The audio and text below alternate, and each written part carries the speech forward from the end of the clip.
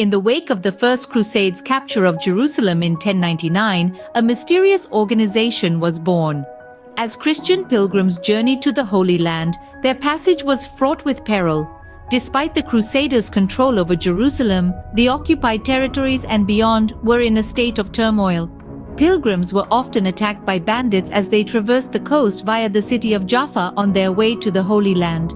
In response to this chaos, a request was made by a French knight named Hugues de Payan in 1120.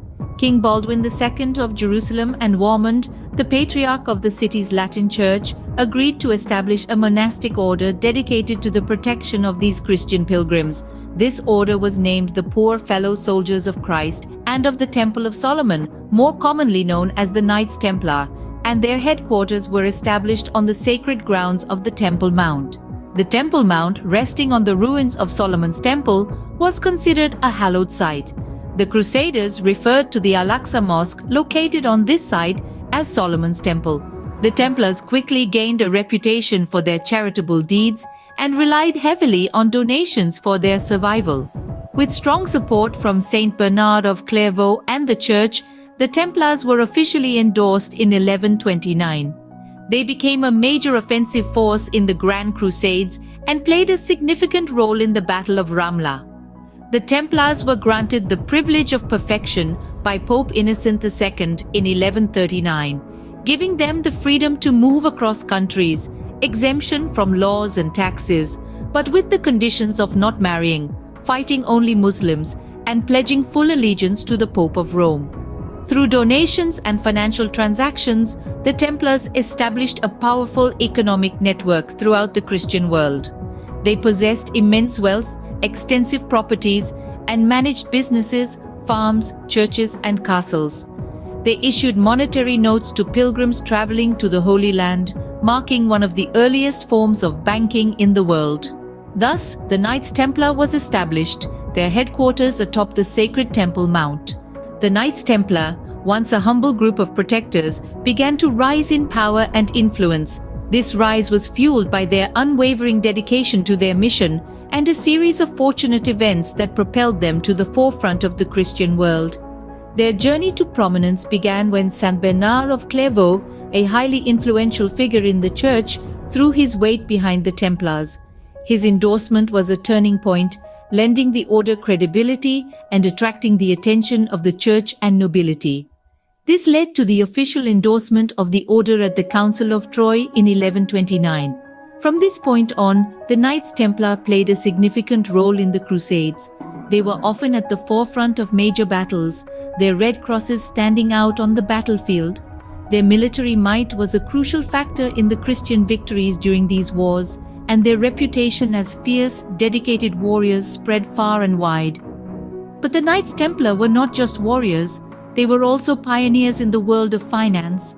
Donations from the faithful poured into the order, ranging from land and livestock to gold and silver.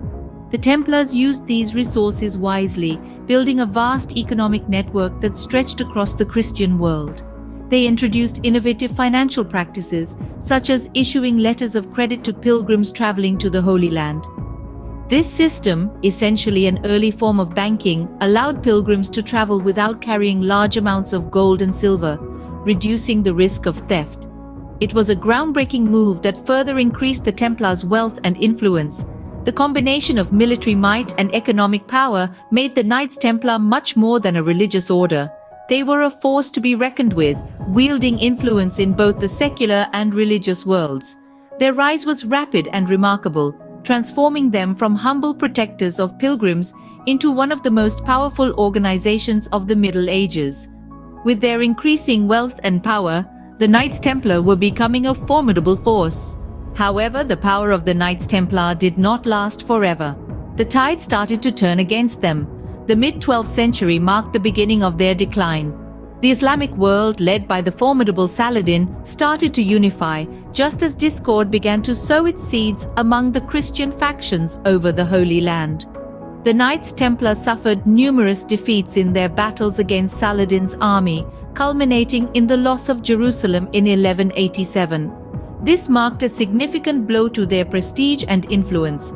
Forced to relocate their headquarters, they moved from Acre to Cyprus and then to the island of Arwad. However, they gradually lost these territories as well, and with their defeat in the siege of Arwad by the Mamluks, they lost their last foothold in the Holy Land. The final nail in the coffin for the Knights Templar came from an unexpected source, King Philip IV of France. On October 13, 1307, King Philip ordered the arrest of Jacques de Molay and dozens of French Templars. The charges against them were numerous and severe, including heresy, sexual misconduct, and financial corruption. Many of the accused were forced to confess under torture. Pope Clement V, under pressure from King Philip, ordered the arrest of Templars across Christendom on November 22, 1307. In 1312, he issued a series of papal bulls, including Vox in Excelso, which officially dissolved the order. Jacques de Molay and Geoffroy de Charnay, having been convicted of heresy and apostasy, were burned at the stake on March 18, 1314. The once mighty Knights Templar had fallen, their members scattered and their legacy uncertain. Despite their downfall, the Knights Templar left a significant mark on history. The organization was structured into three main ranks: the noble knights, non-noble sergeants, and priests. The noble knights, donned in white mantles, led the battles. The sergeants, skilled craftsmen, supported in various roles and fought alongside the knights. The priests, established in 1139, fulfilled the religious needs of the Templars. Claims of a connection between the original Knights Templar and some modern organizations have surfaced over time. The Scottish Rite, for instance, which emerged in the 18th century, has incorporated some Templar rituals into its practices. There are theories suggesting that fleeing Templar members founded the Freemasonry in Scotland, which Napoleon III acknowledged it at a certain point in history. However, it's crucial to note that there's a lack of conclusive historical evidence supporting these claims.